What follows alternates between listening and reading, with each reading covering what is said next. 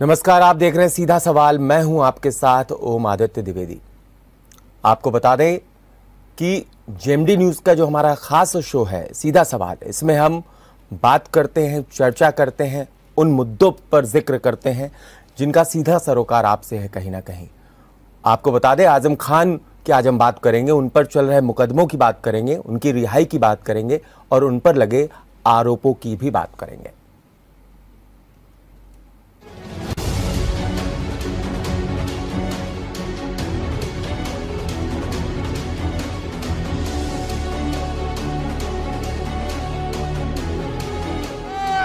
मैं कहती हूँ महिलाओं को सशक्त बनाओ, महिलाओं को खड़ा करो। नाम बदलने में हमारे मुख्यमंत्री का कोई मुकाबला नहीं है।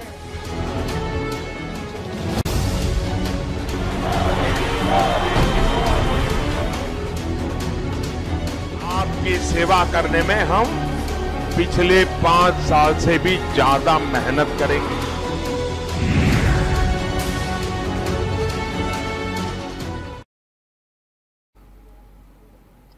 आजम खान की याचिका पर सुप्रीम कोर्ट में सुनवाई के दौरान उत्तर प्रदेश सरकार की तरफ से बड़े और तीखे आरोप लगाए गए हैं।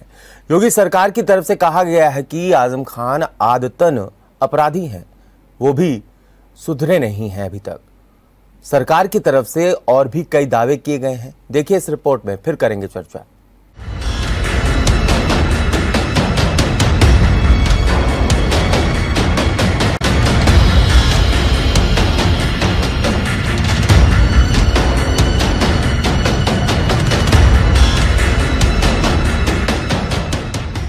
समाजवादी पार्टी के कद्दावर नेता आजम खान के खिलाफ एक के बाद एक दर्ज मामलों को लेकर सुप्रीम कोर्ट से यूपी सरकार ने कहा कि आजम खान आदतन अपराधी हैं और उनको जमानत नहीं मिलनी चाहिए। वहीं सपा नेता के वकील ने आरोप लगाया कि यूपी सरकार उनके मुवक्किल को राजनीतिक द्वेष का शिकार बना रही है। उच्चतम न्यायालय ने दोनों पक्ष की दलील सुनने के बाद अपना फैसला सुरक्षित रख लिया। आजम के खिलाफ दर्ज हुई हालिया एफआईआर को लेकर यूपी सरकार ने बताया कि साल 2020 में मामले में एफआईआर दर्ज हुई थी और साल 2022 में आजम खान का नाम इसमें जोड़ा गया। इस पर कोर्ट ने पूछा कि इस मामले में आजम खान का नाम जोड़ने के लिए शिकायतकर्ता ने 2 साल का समय क्यों लगाया। वहीं आजम खान के वकील सिब्बल ने कहा ये एफआईआर तब दर्ज हुई जब आजम खान जेल में थे। इसके साथ ही सरकार का दावा था कि आजम खान ने कई बार धमकी भी दी है। उन्होंने कई बार कहा कि मैं अभी मरने वाला नहीं हूं, मेरी सरकार आएगी तो एक एक का बदला लूंगा। Additional solicitor general SP Raju ने कोर्ट में कहा कि इन पर गंभीर मामले दर्ज हैं। 3 मामलों में जमानत मिल चुकी है। आजम खान अदालत से अंतरिम बेल की मांग कर रहे हैं, लेकिन इसकी अनुमति नहीं मिलनी चाहिए। राजू ने कहा कि उनके ऊपर कई ऐसे मुकदमे भी दर्ज हैं जिनमें उम्र कैद तक हो सकती है।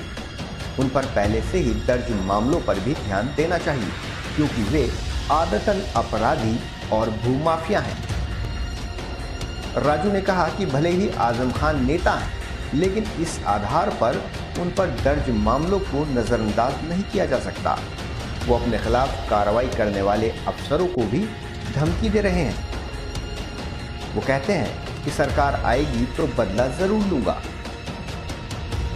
एसजी ने आजम खान की अधिकारियों को दी गई धमकी कोर्ट रूम में पढ़ी। इस पर सुप्रीम कोर्ट ने कहा ये धमकी नहीं है, ये तो नेता रोज कहते हैं।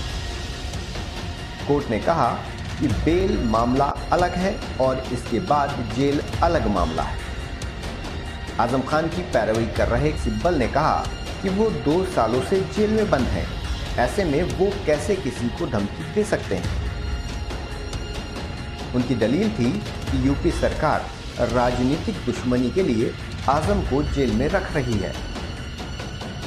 सिब्बल ने कहा कि उनके मुवक्किल का उस स्कूल से कोई लेना देना नहीं है, वो उस स्कूल को नहीं चलाते। उसके चेयरमैन हैं। ध्यान रहे कि आजम खान के खिलाफ नया मामला फर्जी दस्तावेज से स्कूल के लिए अनापत्ति प्रमाण पत्र हासिल करने का है। सिब्बल ने कहा कि वो उनके मुवक्किल को गिरफ्तार करने के लिए फिर से कुछ और मामला दर्ज कर सकते हैं। कोर्ट ने दोनों ही पक्षों की दलील को सुनने के बाद फैसले को सुरक्षित रख लिया है। आपको याद दिला दें कि सुप्रीम कोर्ट ने पिछले हफ्ते आजम खान को जमानत मिलते ही नया मामला दर्ज करने को लेकर सवाल उठाए थे। Bureau report, JMB news.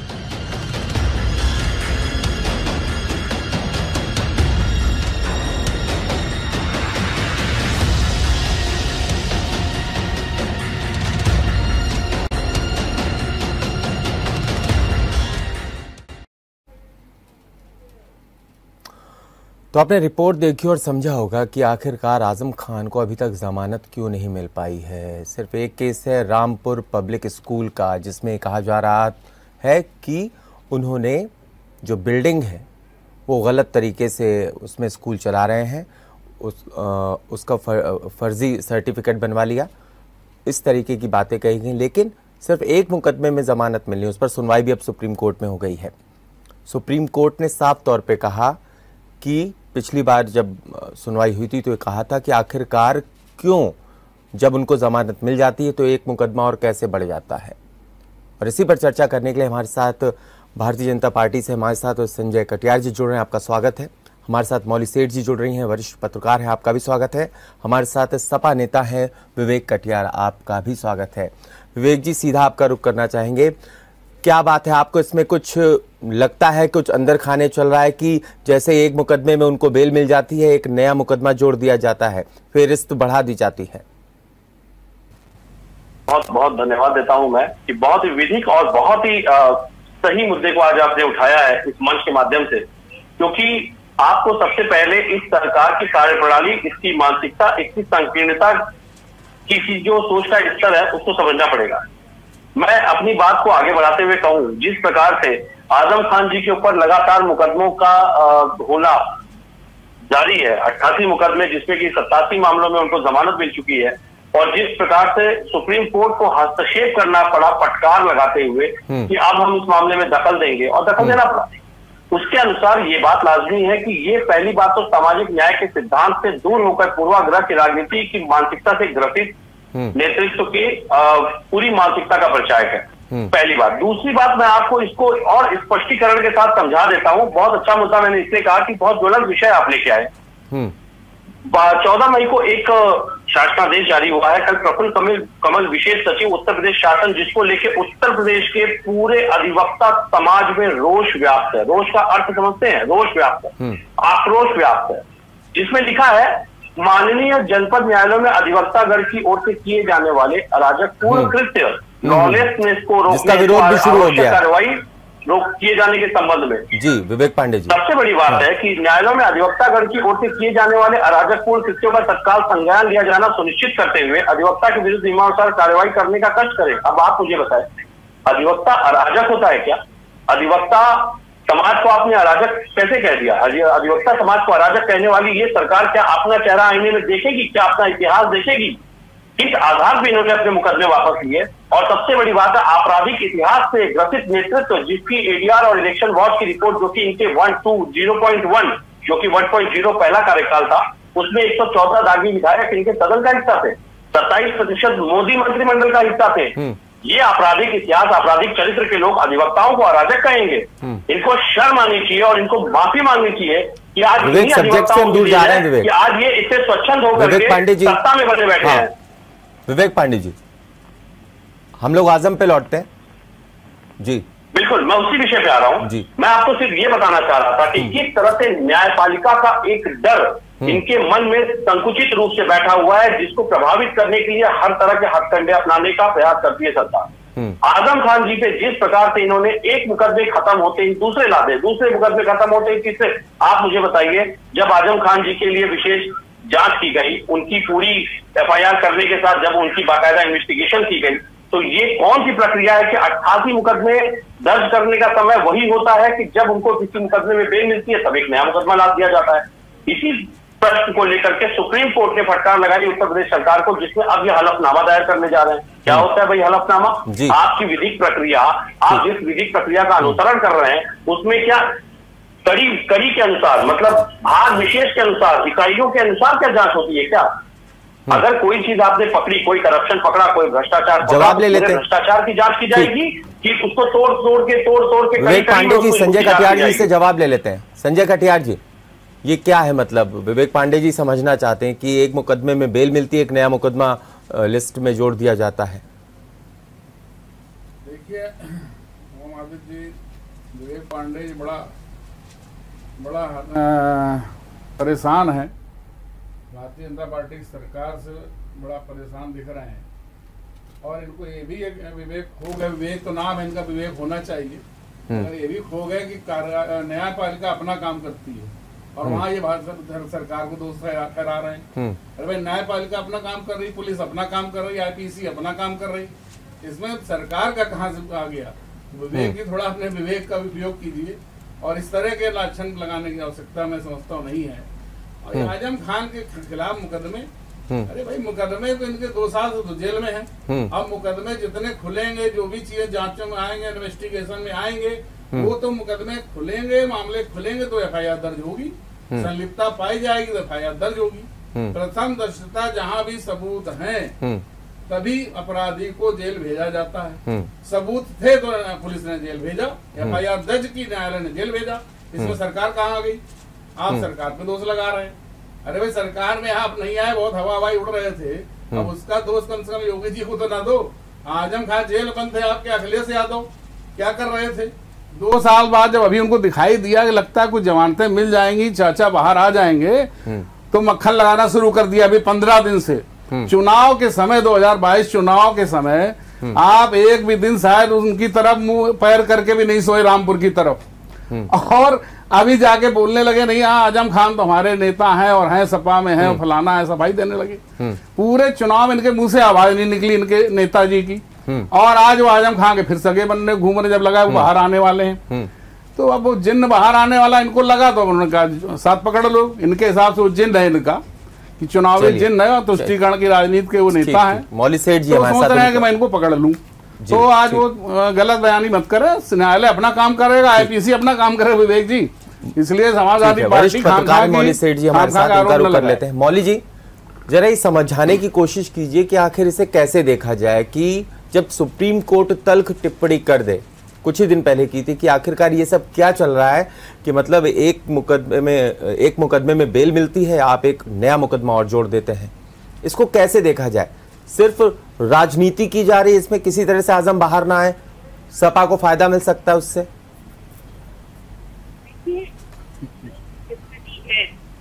जो माहौल दिख रहा है उसमें पहले मैं अगर बगैर साहब की बात से ही बात बताऊं जी, तो सच में लोग परेशान तो हैं और ये परेशानी अलग अलग तरह से सामने आ रही है। मैं क्या किसी परेशानी को लेकर मैं ये कह रही हूँ कि राजनीतिक के दल परेशानी का माहौल है। दूसरी बात ये है कि जब हमारे यहाँ से प्रक्रिया इन्होंने कहा आईसीसी अपना काम करती है, न्यायालय अपना काम करता है, इसमें सरकार नहीं है, ऐसा नहीं है। हमारे यहाँ एक भाषा ही है अदालत की, स्टेट वर्सेस परंपरा। तो स्टेट आती है, फर्क पड़ता है। तो एक तो सबसे बड़ी चीज ये है। दूसरी बात ये है कि जो भी सत्ता में होता है और परंपरागत रूप से ये होता जा रहा है कि जिसके पास शक्ति होती है, पावर होती है, वो अपनी तरह से चीजों को मैनिपुलेट करता है। अगर ऐसा नहीं होता तो आजम खान अब जेल में नहीं होते। सत्ता का दखल अगर ना होता तो आजम खान अपराधी अगर है, अभी कोर्ट तय करेगी, उससे मेरा कोई वर्डिक्ट नहीं है, लेकिन अगर वो अपराधी है और उनके खिलाफ तो चीजें पाई गई हैं, तो ये चीज पहले भी सामने आती जी। फिर सीढ़ी दर सीढ़ी मुकदमे दायर होना, कहीं से तो कोई गाइडलाइन है, हवा में चीजें नहीं पैदा होती। बाकी अगर सुप्रीम कोर्ट ने नाराजगी दिखाई है तो हमें ये तो समझना होगा कि देश का माहौल क्या है, क्यों इतना ज्यादा राजनीतिकरण होता है, हमेशा होता है, कोई नई बात नहीं हो रही। अगर सपा आज चेक उठते हैं और हाई हाई कर रही है तो कुछ बरस पहले बाकी भी सत्ता कोई कुछ नहीं कर रहा था, ऐसा नहीं है। लेकिन चीजें नियंत्रण के बाहर जब होती है तब शोर मचता है। जहाँ तक अभी इन्होंने कहा कि अखिलेश जी चुनाव के समय में नहीं बोले, अब उन्हें याद आ रहा है, तो यहाँ पर इन्हें ये लग रहा है कि अब आजम वाला मामला खत्म होने वाला है, हमारा खेल खत्म हो रहा है, अब नई चीजें नहीं मिल रही है। और दूसरी बात ये कि अगर वो सब कहते तो कैसे लोग चुनाव में नहीं अपराधी को सपोर्ट कर रहे हैं, तो ये जो जुम्मेबाजी का खेल है ना, ये सब हर पार्टी खेलती है, हर राजनीतिक पार्टी खेलती है, बस ये है सब कौन ज्यादा। जी ठीक है। संजय कटियार जी, आप कुछ कहना चाह रहे थे, डिनाई कर रहे थे शायद मौली जी की बातों को। अभी मौली जी पत्रकार हैं, वरिष्ठ हैं काफी, अब इनकी बात सुन रहा था, कुछ बात समझ में आई नहीं, जो मुख्य बात मुझे समझ में आई उस पर मैं जरूर इससे अंतर विरोध है मेरा, कि ये कह रही थी सरकारें जो होती है उनके अनुसार न्यायालय चलते हैं, इतनी तर्कहीन बात है। भाई न्यायालय कहीं सरकार से प्रभावित होते हैं मौली जी? सरकार से प्रभावित होकर न्यायालय फैसले करता है? कभी सरकारें व्यवस्था है, न्यायालय अपना काम स्वतंत्र रूप से करता है, और आईपीसी और जो भी इंडियन पैनल कोड संविधान, जो भी भारत का संविधान, उसके अनुसार कार्य न्यायालय करता है, स्वतंत्र रूप से करता है जी। वहाँ किसी नेता का, किसी सरकार का, किसी पार्टी विशेष का हस्तक्षेप नहीं होता है। मैं इस पे आपकी बात का मैं आपसे सहमत हूँ मौली जी, आपने गैर जिम्मेदाराना बयान दिया इस बात पे। ठीक, हमारे साथ विवेक पांडे जी, उनका रुख कर लेते हैं। विवेक पांडे जी, ये बताइए कि लगभग 60 से ज्यादा तो वहीं के ही स्थानीय जो निवासी, उन्होंने ही मुकदमा करा रखा है, कुछ जमीन से संबंधित मामले हैं, शिकायतें दर्ज करा रखी हैं, ऐसे में आप बीजेपी पर इल्जाम कैसे लगा सकते हैं? मैं इल्जाम नहीं लगा रहा, मैं आपको ये समझाने की कोशिश कर रहा हूँ। पहले तो मैं मौली सेठ मैम को बहुत बहुत प्रणाम और चरण स्पर्श करूंगा, क्योंकि मैं ध्यान नहीं दे पाया कि इतनी वरिष्ठ पत्रकार के साथ आज बैठ करके मुझे डिबेट करने का अवसर मिला है, इसके लिए बहुत बहुत धन्यवाद मैम आपको। और मैं बताना चाहूंगा आपको कि देखिए, आजम खान जी के बेटे को चुनाव किसने लड़ाया? समाजवादी पार्टी ने लड़ाया। अब आजम खान जी को जब बाहर आता देख करके ये हतोत्साहित हो रहे हैं, इनका उत्साह कमजोर पड़ रहा है, इनकी उम्मीदें टूट रही हैं, क्योंकि अब तो सुप्रीम कोर्ट ने भी फटकार लगा दी है। तो ये भाजपा की बहुत पुरानी परंपरागत आदत है कि जहां पे इनको लाभ दिखाई देता है वहां ये दोनों हाथों से नेताओं को थामने की कोशिश करते हैं। ये एक परिपाटी तैयार करने का प्रयास कर रहे हैं। जैसा कि पूर्ववर्ती आपने देखा है, कई समाजवादी नेताओं को इन्होंने पहले कोसा, पानी पी के कोसा, बाद में उन्हीं को इन्होंने गले लगा के अपना लिया, चाहे वो धर्म के आधार पे हो, चाहे वो जातिगत समीकरण के आधार पे हो। लेकिन इनको लाभ चाहिए, इनको सत्ता में बने रहने के लिए निम्न स्तर की जिस इकाई तक गिरना पड़ेगी, गिर के उसको गले लगाते हैं, और पहले उच्च स्तर पे बैठ के शिखर पे उसको भरपूर कोसते भी हैं। तो ये तो इनका चाल चरित्र चेहरा है। अब आते हैं आजम खान जी के मुख्य विषय पे। जिस प्रकार उनको पूरी तरह से, जब इनको अंदेशा हो गया कि सुप्रीम कोर्ट की फटकार के बाद अब उनको बेल मिलना लाजमी है, तब इन्होंने अंतिम एक और केस फाइल किया। अब उस केस में बताया जाता है कि इन्होंने गलत सर्टिफिकेट या गलत तथ्यों के आधार पर इस तरह से विश्वविद्यालय का, स्कूल के उस पे बिल्डिंग ले ली, लगा के उसके मन का डिक्लेरेशन आपने की। मेरा कहना है ये डिक्लेरेशन का स्टेप तो बहुत पहले, सबसे पहला स्टेप तो डिक्लेरेशन मान्यता प्राप्त करने का होता है। इनकी सारी जांच में अभी तक ये जांच सामने नहीं आई थी कि वो तथ्य गलत थे, और ये अंतिम तथ्य पे जा करके उनको आरोपित बनाने का प्रयास करते हैं। कोई जांच होती है तो उसका भी एक पूरा एक पैरामीटर होता है, एक सेट पैरामीटर होता है। मुझे लगता है हमारे भाजपा के जो वरिष्ठ माननीय मंत्री जी हैं या नेताजी बैठे हैं, कटियार साहब, उनसे अनुमोदन है कि थोड़ा किसी कुछ अधिवक्ताओं के साथ समय बिताए। हालांकि वो समय देंगे कि नहीं मुझे नहीं पता, क्योंकि अधिवक्ताओं को तो जिस प्रकार से ये अपमानित करने का काम कर रहे हैं, कि सरकार अपमानित करने का काम कर रही है, जल्दी यही अधिवक्ता आपकी पुरानी फाइलों को खोलेंगे और खोलने का काम करेंगे। बहुत जल्दी आपको दिखाई देगा, क्योंकि अधिवक्ता समाज आक्रोशित है। अधिवक्ताओं का जिस तरह आपने अपमान किया, जिस तरह अधिवक्ताओं को अराजक बताया, न्यायपालिका को अराजक साबित करने का आपने प्रयास किया है, ये भाजपा सरकार के ऊपर बहुत बड़ा काला अध्याय है, जो कि 0.2 पूरी तरह से निर्भर सरकार, जो आपकी धक्का मार सरकार है। खान पे बोलिए विवेक जी, आजम खान पे बोलिए विवेक पांडे जी, आजम खान पे बोलिए। आप अधिवक्ताओं की वकालत करने बैठ गए। आज का ये सब्जेक्ट तो नहीं है, मैं जहां तक देख पा रहा हूँ आजम खान पर लगे आरोप। अरे विवेक जी, अधिवक्ताओं की आजम खान पे बोलिए ना। आप तो बहुत अरे आप विषयांतर क्यों कर रहे हैं भाई? आप बात करिए ना। अभी आप जातिवादी आरोप लगा रहे थे, जातिवादी पार्टी के आप नेता हैं। मैं आपसे एक सवाल कर रहा हूँ, जातिवादी अगर पार्टी हमारी भाजपा नहीं है, आप विवेक पांडे हैं आप, और आप जरा बताइए समाजवादी पार्टी का राष्ट्रीय अध्यक्ष बन सकते हो? आप समाजवादी मुख्यमंत्री बन सकते हैं? जरा बता दीजिए, ईमानदारी से बता दीजिए। तो जातिवादी पार्टी समाजवादी जवाब दीजिए। मैं जवाब दे दूं और विषयांतर मत करिए, आजम खान पे बात करिए। मैं जवाब दे दूं। बहुत बहुत धन्यवाद कि परिवारवाद को तो आपने हमसे ले लिया।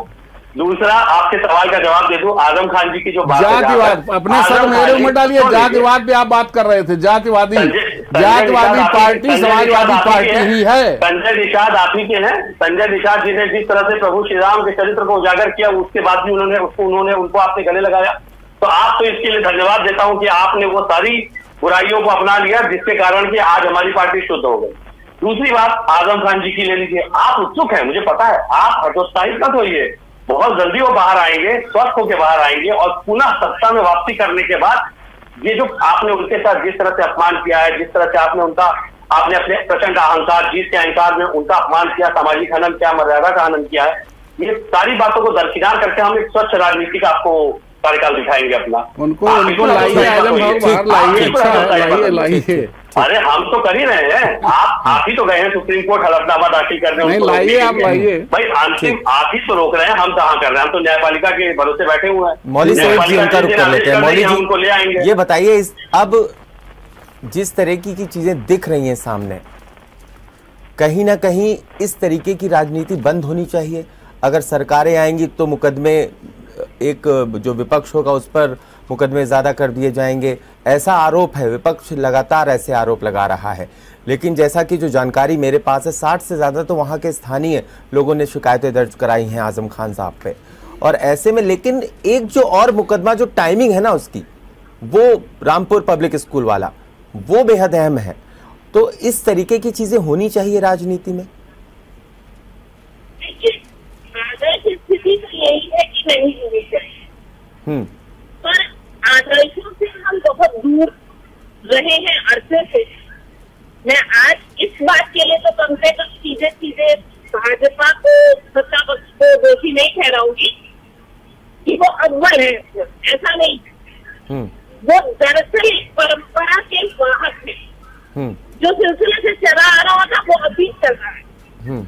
तो नहीं होना चाहिए वही तो बहुत सारी चीजें, लेकिन हाँ एक कोशिश जरूर की जा सकती है कि हर बात में बदले का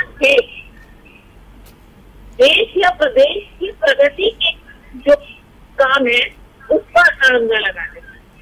दूसरे, 60 से ज्यादा जिन लोगों की बात आप कर रहे हैं, उनके बारे में भी ये जांच तो होनी चाहिए कि वो कौन लोग हैं स्थानीय लोग। अच्छा, वो कहीं बीजेपी से जुड़े तो नहीं है? ये जांच होनी चाहिए। बीजेपी से या किसी और वजह से आजम खान से निजी प्रतिबद्धता तो नहीं रखते। हाँ। और हर मुकदमे की सच्चाई की जांच होनी चाहिए।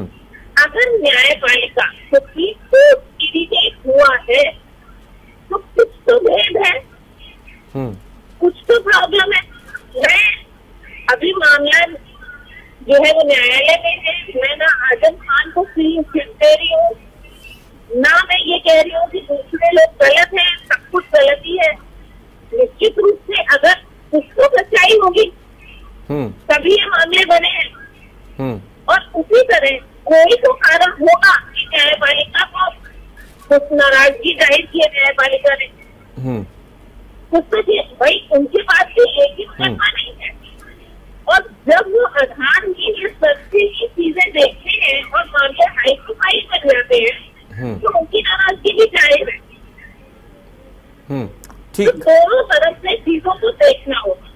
तो कुल मिलाकर के दोनों तरफ से चीजों को देखना होगा और ये पिक्चर तस्वीर साफ होनी चाहिए कि आखिरकार है क्या, क्यों आखिरकार आजम खान को इतने वक्त से जमानत नहीं मिली, और जब जमानत उनको मिलती है किसी मामले में तो एक मुकदमा और बढ़ जाता है। ये अपने आप में कहीं ना कहीं सोचने वाली बात जरूर है। यहाँ वक्त है ब्रेक का, ब्रेक से लौटेंगे तो चर्चा करेंगे कि आखिरकार आजम खान समाजवादी पार्टी के जो जनप्रतिनिधि मिलने पहुंचते थे क्यों नहीं मिल रहे, क्या इसी बेल के मामले में नाराज चल रहे हैं समाजवादी पार्टी के मुखिया अखिलेश यादव से? ब्रेक के बाद, तो ब्रेक के बाद आपका स्वागत है। लगातार सीधा सवाल में हम चर्चा कर रहे हैं कि आखिरकार आजम खान की जो बेल का मामला है उसको लेकर के, साथ ही साथ जो इसके राजनीतिक मायने हैं, राजनीतिक पहलू हैं, उस पर भी चर्चा कर रहे हैं। लगातार हमारे साथ समाजवादी पार्टी से विवेक पांडे जी जुड़े हैं, सीधा उनका रुख कर लेते हैं। विवेक पांडे जी, जरा ये बताइए कि आपकी पार्टी के प्रतिनिधि जाते हैं तो उनसे आजम खान नहीं मिलते हैं सीधे तौर पे, लेकिन शिवपाल जाते हैं तो उनसे मिल लेते हैं। अगर प्रमोद कृष्णम जाते हैं तो उनसे मुलाकात कर लेते हैं। आपके कोई रिप्रेजेंटेटिव जाते हैं तो उनसे साफ मना कर देते हैं कि तबीयत का हवाला दे देते हैं कि तबीयत खराब है। दूसरी चीज मेरी ये भी है कि एक धड़ा काफी नाराज चल रहा है आजम की बेल को लेकर के, और वो लगातार अखिलेश यादव पर निशाना साध रहा है। चाहे बात कर ले रामपुर की जो कार्यालय है वहां पे जो मीडिया प्रभारी हैं उनका जिक्र कर दूं, या उनके बेटे का भी जिक्र कर दूं। ईद पे उन्होंने चंद 4 लाइनें लिखी थी, हालांकि वो लाइनें मुझे नहीं मालूम है, लेकिन जब मैंने उन्हें पढ़ा था तो उनका जो मतलब था वो सीधा सीधा अखिलेश पर तंज उन्होंने कसा था। देखिए, आपने सवाल बहुत अच्छा किया जी कि जब जेल में हमारा प्रतिनिधि मंडल गया तो आजम खान जी ने मिलने से मना कर दिया। ये जेल प्रशासन के द्वारा बताया गया। अब मुझे नहीं पता इसके बारे में उनको सूचना दी गई कि नहीं दी गई, आजम खान जी ने स्वयं मना किया या नहीं किया, क्योंकि आजम खान जी ने स्वयं आकर के तो मना किया नहीं है किसी को, और ना ही उन्होंने कोई वॉइस कॉन्फ्रेंस या वीडियो कॉन्फ्रेंस से मना किया। प्रक्रिया होती है, हाँ प्रक्रिया होती है। तो मुझे नहीं पता कि जेल प्रशासन ने उनको मिलने नहीं दिया, योगी के दबाव में उनको मिलने नहीं दिया गया, या जेल प्रशासन ने अपनी तरफ से वक्तव्य जारी कर दिया कि आजम खान जी मिलना नहीं चाहते। मैं इसके तथ्य को नहीं जानता। ये तो व्यक्तिगत आजम खान साहब भी बाहर आकर के बता सकते हैं कि उन्होंने मना किया था या किसी आधिकारिक बयान के या रणनीति के तहत, प्रोपोगेंडा के तहत मना करवाया गया था। ये तो आजम खान जी स्वयं ही बता सकते हैं। ठीक है, क्योंकि मुझे लगता है कि आजम खान जी के दिल में समाजवादी पार्टी बसती है। वो इसके बाकायदा जो हमारे लौह पुरुष माननीय संरक्षक आदरणीय श्री मुलायम सिंह जी यादव जी के साथ कदम से कदम मिला करके उन्होंने इस पार्टी की बुलंदियों को ऊंचाई तक पहुंचाया है। और मैं इस बात को तभी मानता अगर ये वक्तव्य उनके माध्यम से मैं स्वयं सुनता या दिखाई देता। अब इस पे बहुत बखूबी मुझे पता है काउंटर देंगे, क्योंकि ये बैठे इनको मिल गया मुद्दा जो इनको चाहिए था। लेकिन मैं आपको एक बात बड़ी जिम्मेदारी के साथ बता दूं, आलोचना तो तब भी हुई थी जब इनका पहला कार्यकाल था और इन्हीं के अपने 112 के आसपास जो विधायक थे इन्हीं के खिलाफ सदन में बैठ गए थे। तो आलोचना तो भी हुई थी। आलोचना तो तब भी थी जब AK शर्मा और योगी का द्वंद, इनके केशव प्रसाद मौर्य और योगी का द्वंद दिल्ली तक हिला रहा था, दिल्ली की सल्तनत को हिला रहा था। तो हर राजनीतिक दल में आंतरिक कुछ मसले होते हैं, उन मसलों को निपटाने के तरीके होते हैं। लेकिन नहीं, विवेक पांडे जी, मेरा एक और सवाल था जो मैंने आपसे किया था, वो आपने लिया नहीं, उसका जवाब आपने नहीं दिया। मैं ये कह रहा था रामपुर का जो कार्यालय है वहां पर जो मीडिया प्रभारी है उन्होंने एक मीटिंग के दौरान, समाजवादी पार्टी के लोग वहां पे मौजूद थे, वरिष्ठ नेता, विशिष्ट नेता वहां पे रामपुर के मौजूद थे, कुछ बुजुर्ग नेता भी थे वहां पर, उन सबके सामने उन्होंने अखिलेश पर निशाना साधा था। और दूसरी बात, मैंने उनके जो बेटे अब्दुल्ला आजम, उनका भी जिक्र किया। उन्होंने ईद के मौके पर 4 लाइनें सेंड की थी अपने सोशल मीडिया पर, उन्होंने बखूबी तंज कसा था और कटाक्ष किया था कुल मिलाकर के। नहीं, बिल्कुल सत्य, मैं आपकी बात से सहमत हूँ। वो लाइनें मैंने भी पढ़ी है। और वो जो मीडिया प्रभारी जे आकर के सामने बयान दिया था वो भी मुझे याद है। मैं आपके इस सवाल से बिल्कुल नहीं भाग रहा। मैं सिर्फ इतना कहना चाहता हूं कि आजम खान जी के ऊपर जिस तरीके से लगातार मुकदमों पे मुकदमे डाले जा रहे हैं, ये लाजमी है कि देखिए, परिवार जब होता है ना किसी का, परिवारहीन लोगों को तो कोई फर्क नहीं पड़ता, वो तो मुकदमे वापस ले लेते हैं। लेकिन जब जिसका परिवार होता है ना, उसके अंदर भावनाएं होती हैं, सामाजिक भावनाएं होती हैं, व्यक्तिगत भावनाएं होती हैं। और अगर किसी की व्यक्तिगत भावनाएं इस तरीके से भी बाहर आती है तो हम उसका सम्मान करते हैं, हम उसको आलोचना की दृष्टि से नहीं देखते हैं। आजम खान जी समाजवादी पार्टी के एक बड़े नेता हैं, थे और रहेंगे। उनका जो सम्मान था वो है और रहेगा। और मुझे ये कहने में कोई गुरेज नहीं है कि आजम खान जी को लेकर के जिस प्रकार से ये राजनीतिक अपना विषयांतर करने का प्रयास कर रहे हैं, वो इनके लिए नगण्य साबित होने वाला है। बस इंतजार करिए, बाड़ा खुलने वाला है, शेर बाहर आने वाला है। अच्छा, ठीक है, ठीक है। संजय कटियार जी, आपका रुख करना चाहूंगा। संजय जी, इनकी बातें आपने सुनी, आपकी क्या प्रतिक्रिया है पहले तो वो? दूसरी बात ये बताइए, आज जब सुप्रीम कोर्ट में जिस तरीके की दलीलें पेश की गई, उसमें जो सॉलिसिटर जनरल है उन्होंने साफ तौर पर कहा कि ये आईओ को धमकी दे रहे हैं, ये उस एसडीएम को धमकी दे रहे हैं जिन्होंने शिकायत दर्ज कराई है, ये और ये भी कह रहे हैं आजम खान की मेरी सरकार बनने दो फिर मैं जवाब दूंगा इसका। तो इसको कैसे लेते हैं, आपको क्या लगता है? उसमें हालांकि सुप्रीम कोर्ट ने क्या कहा है कि नेता है, ऐसी भाषा तो प्रयोग करते हैं, धमकी कहाँ है? अभी सपा नेता विवेक पांडे जी अभी बोल रहे थे, उन्होंने शुरू किया था अभी जब से ब्रेक के बाद, तो उन्होंने अभी मुझे बहुत सख्त एतराज है। इन्होंने अभी मुलायम सिंह को बोला लव पुरुष। अरे आप क्या सरदार वल्लभ भाई पटेल भारत रत्न का अपमान करना चाहते हैं इस देश में? भारत गणराज्य जिसने 562 रियासतों को मिलाकर हिंदुस्तान को हिंदुस्तान बनाया, भारतवर्ष को भारत गणराज्य बनाया, ऐसे महापुरुष का आप अपमान कर रहे हैं। मुलायम सिंह जैसे भ्रष्ट नेताओं के परिवार के मुखिया, उनका अपमान करना चाहते हैं। लौह पुरुष, आपके सब चमचागिरी की हद है भाई, इतनी मत करिए पांडे जी। दूसरी बात, आपने भी मेरे भाजपा के बारे में कहा कि वो साहब AK शर्मा फलाना जाने क्या क्या आप गिना गए, बिल्ली के भाग से छीका टूटे वाले उम्मीद में थे। अरे भाई बोले तो शुभ बोले, चलनी बोले 70 छेद। अरे आप देखिए, आपके जनता ने देखा था चाचा शिवपाल यादव कैसे धक्का देकर, अखिलेश यादव ने धक्का देकर मंच से बाहर किया था, पूरा मीडिया देख रहा था, रिकॉर्डेड है, आज भी रिकॉर्ड है, यहाँ JMD न्यूज में पड़ी होगी वीडियो। और आप ऐसी बातें कर रहे हैं हमारी पार्टी में। एक भी विषय सामने आया, आप कल्पना करते थे केवल कि AK शर्मा आ गए तो ये हो गया होगा, वो सपना देख रहे थे आप। इस तरह का आरोप मत लगाइए। रह गई सुप्रीम कोर्ट की बात, ओम जी पूछ रहे सवाल।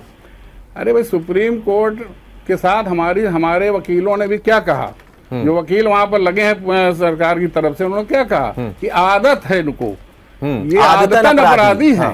और एक नहीं, ये अपराधी इतने बड़े हैं, अभी आए तो बाहर।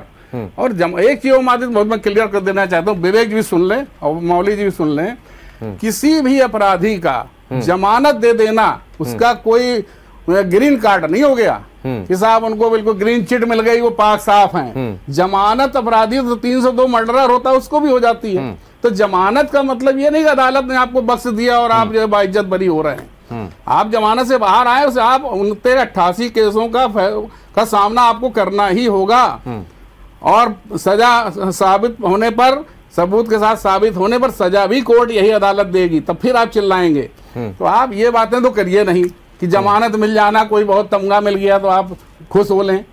अभी जमानत मिली नहीं और मिल भी गई तो वो कोई अपराध से मुक्त नहीं हो गए, ये तो आप लिख के रख लें। दूसरी बात, आजम खान आदतन मुजरिम हैं। इनका भी मुझे प्रकरण याद है कि 32 जब इन्होंने जवाहर यूनिवर्सिटी विश्वविद्यालय बनाया, उसकी फाइल चली थी, तो राज्यपाल यहाँ पर इनके मुफीद नहीं बैठते थे, शायद क्या स्थितियां थी, और वो फाइल वापस हो गई थी। और उसके बाद जब कांग्रेस सरकार जो एक ही थैली चट्टे बट्टे सपा, तो एक गवर्नर आए और वहां उन्होंने जवाहर विश्वविद्यालय की स्वीकृति कराई और उसके आजीवन, आजम खान उसके आजीवन कुलपति बन गए। अरे साहब, हद कर दी भ्रष्टाचार की। विवेकाधीन से इनके मुख्यमंत्री ने 32 करोड़ रुपया उस जवाहर विश्वविद्यालय को दिया। 1 लाख रुपए किसी गरीब आदमी के इलाज के लिए ये नहीं दे पा रहे थे, मर रही थी जनता, लेकिन 32 करोड़ आजम खान के जवाहर विश्वविद्यालय को इनकी सरकार ने दिया।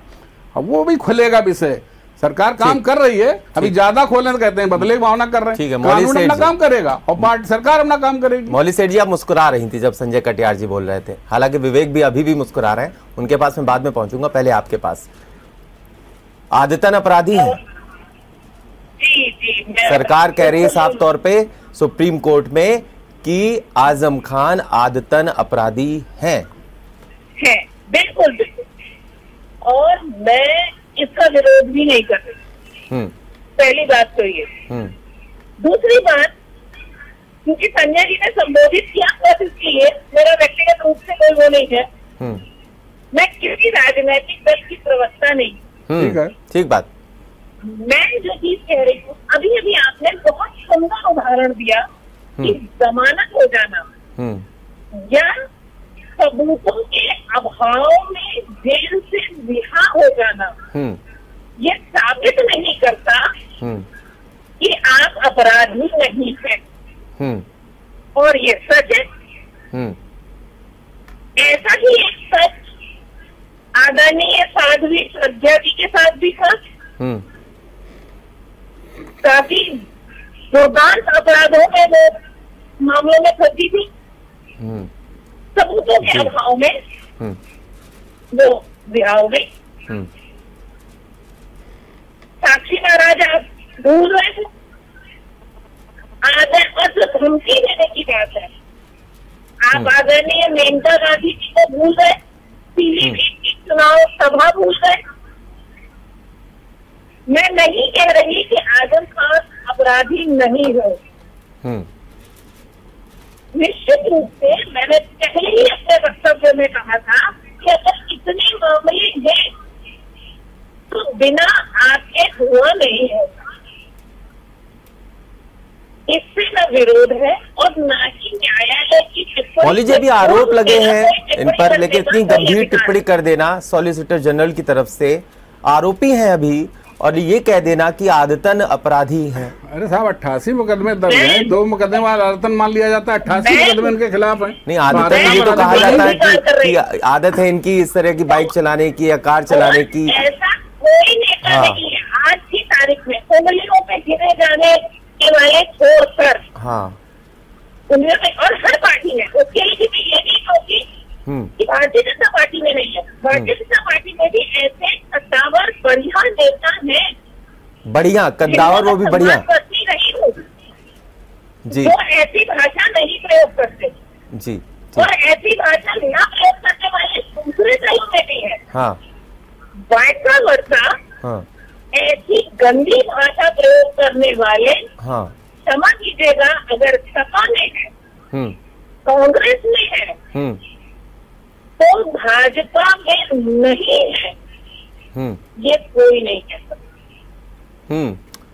एक भी मौली जी एक एग्जाम्पल बता दिए ना, भाजपा नेता का नाम लीजिए ना आप, प्लीज कृपया आप नाम तो लीजिए ना। भाजपा में कौन ऐसा नेता है भारत माता को डायन करने वाला, बता दीजिए आप। भारत माता को डायन करने वाला नेता कौन है, आप बताइए ना प्लीज, कृपया आप बताइए। आपसे निवेदन कर रहा हूँ मौली जी, भाजपा में नेता बताइए ना, नाम लीजिए जी। और लोग गलत है, इसका मतलब ये नहीं है कि हम सही हैं। आपने मेरी ही बात को अगर कहा कि मौली जी की बात से मैं सहमत नहीं हूँ, तो इसका ये मतलब नहीं है कि मैं सही हो नहीं सकती। मामला यहाँ बात यहाँ सिर्फ आजम खान की हो रही है। मैं आज भी ये कह रही हूँ कि आजम खान ने जो कहा वो नहीं कहना चाहिए। नहीं मौली जी एक चीज जरा दर्शकों को समझाइए, एक चीज समझाइए, इतने बड़े मंत्री रहे हैं समाजवादी पार्टी में, बड़े कद्दावर नेता आजम खान, और ऐसे में अगर 88 मुकदमे के आसपास होंगे तो क्या कुछ छवि जाती है, क्या कुछ लोगों के पास मैसेज जाता है कि हमारे नेताओं पर इतने ज्यादा मुकदमे हैं, हमारे जनप्रतिनिधियों पर? जो विचार करने की शक्ति रखते हैं, जिनके अंदर शुद्ध राजनीति की अभी भी उम्मीद है, उनको बड़ा कष्ट होता है। मुझे व्यक्तिगत बहुत कष्ट होता है। मैं आजम खान समर्थक नहीं हूँ और मैं उनके जैसे किसी नेता की समर्थक नहीं हूँ।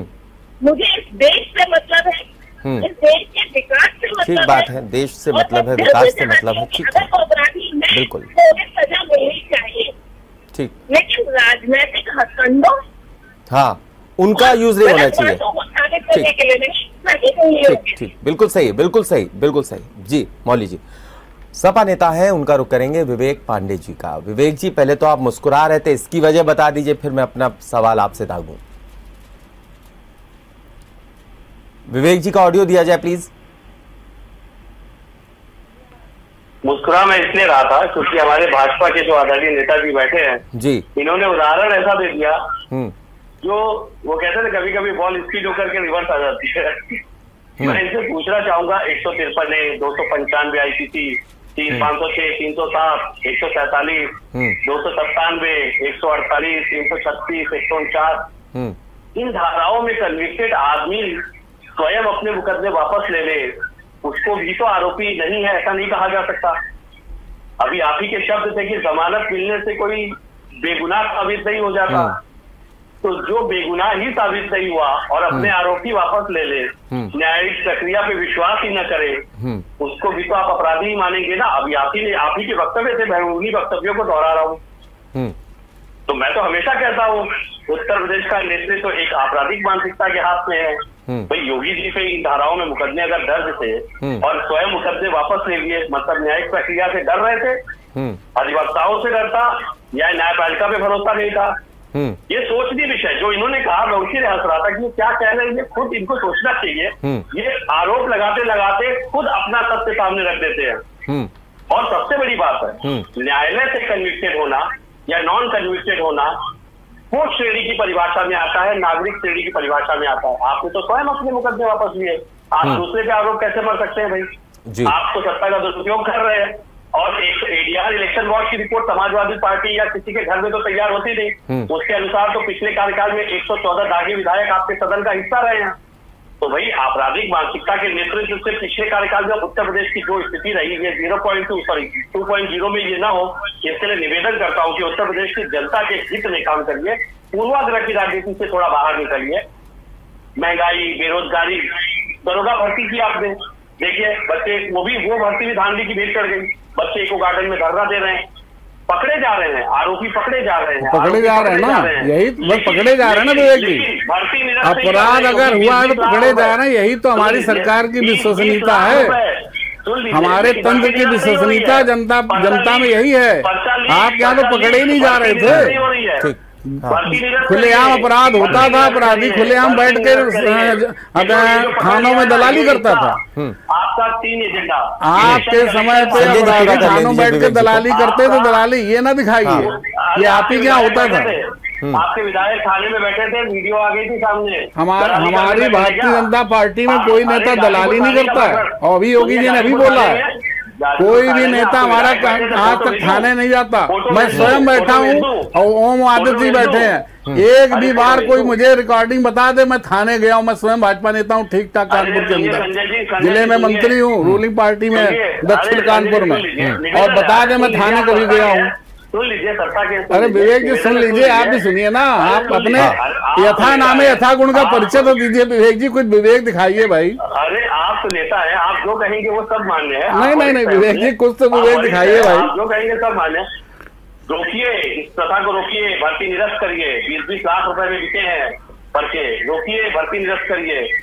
पेपर लीक होने के बाद भर्ती निरस्त कर दी जाती है। यहाँ तो आप प्रक्रिया का अनुपालन करवा रहे हैं। पेपर लीक नहीं था, आप फिर गलत नैरेटिव बना रहे हैं। पेपर लीक नहीं था, मुन्ना भाई बने हुए लोग गिरफ्तार हुए हैं। ठीक है, ब्लैक लिस्टेड कंपनी ने जी नहीं, पेपर लीक नहीं था, गलत आप नैरेटिव कर रहे हैं। फिर सब्जेक्ट और विषय से हट गए आप आजम खां पे बोलिए भाई। विवेक जी आजम खां पे पांडे जी, ये आजम खान पे डिबेट चले जाते हैं। आजम खान तो बाहर आएंगे, ठीक है, आजम खान बाहर आएंगे, ठीक है। संजय कटियार जी, ये बताइए शिवपाल जी की जो नजदीकियां हैं वो योगी जी से, हम मीटिंग्स का दौर चला, उसी दौरान शिवपाल यादव पहुंचते हैं सीतापुर, वो आजम खान साहब से मिलते हैं जाकर के और कहते हैं मैं मुख्यमंत्री को आपकी जो बात है वो पहुंचाऊंगा वहां तक। क्या कयास लगाए जाए, अंदर खाने क्या कुछ चल रहा है, क्योंकि अब चूंकि बेल होने वाली है, उसके बाद क्या कुछ इसको किस एंगल से देखा जाए? संजय कटियार, शिवपाल जी कभी ना भाजपा के नजदीक थे ना योगी के नजदीक थे, कभी नहीं रहे। हाँ, और ये बेवजह की कोई बात नहीं कि लोग उड़ाते हो विवेक जैसे लोग अलग है जी, ऐसा कुछ नहीं, वो अपने हैं अलग, उनकी पार्टी है, अखिलेश यादव से अलग हैं, ये जरूर है, उनकी परस्पर उनकी अपनी पार्टी, अभी उन्होंने पुनर्गठन किया है, तो कैसे कह सकते हैं योगी से नजदीकी और ये खामखां के आरोप? नहीं, मुलाकात करते हैं, मुलाकात करें, शिष्टाचार भेंट की होगी, उनकी मर्जी है। वो आजम खान ये तो लोकतंत्र है, कोई किसी से मिलने जाए इसमें हमें क्या एतराज, ठीक है। लेकिन ये जो कहना कि नजदीक है दूर है, ये विषय है ही नहीं। हाँ, ठीक है। और ये तो विवेक पांडे जी खामखा मर रहे हैं हमारे लोगों के ऊपर। मतलब अगर इस बार बेल हो जाती तो इसके बाद एक और मुकदमा तो नहीं झेलना पड़ेगा आजम खान को? अरे भाई आखिरी सवाल, अगर कुछ चल रहा होगा कोई इनके विषय हो तो कोई गारंटी थोड़ी दे रही सरकार की अब आप अपराधी नहीं है, ये तो न्यायालय जानेगा, पुलिस जानेगी, कोई इन्वेस्टिगेशन में विषय आएगा तो जेल जाना होगा तो फिर जाएंगे, कौन रोक लेगा? ठीक है। संजय कटियार जी आपका शुक्रिया हमसे जुड़ने के लिए, विवेक पांडे जी आपका शुक्रिया हमसे जुड़ने के लिए, मौली सेठ जी आपका भी शुक्रिया हमसे जुड़ने के लिए। लिए संजय कटियार जी ने लास्ट, हाँ ठीक है, ठीक है। तो कुल मिलाकर के अब बेल मिलती हुई नजर आ रही है आजम खान साहब को, और ऐसे में अब देखना ये होगा कि आखिरकार जिस तरीके से मौली सेठ जी वरिष्ठ पत्रकार, उन्होंने भी साफ तौर पे कहा कि जब इस तरीके की चीजें सामने आती हैं कि एक मामले में बेल मिल जाती है, फिर नया मामला और जुड़ जाता है जिससे आदमी बेल पे बाहर नहीं आ पाता, तो कहीं ना कहीं राजनीति से प्रेरित मामले नजर आते हैं। तो ऐसे मामले नहीं होने चाहिए। सीधा सवाल में फिलहाल इतना ही।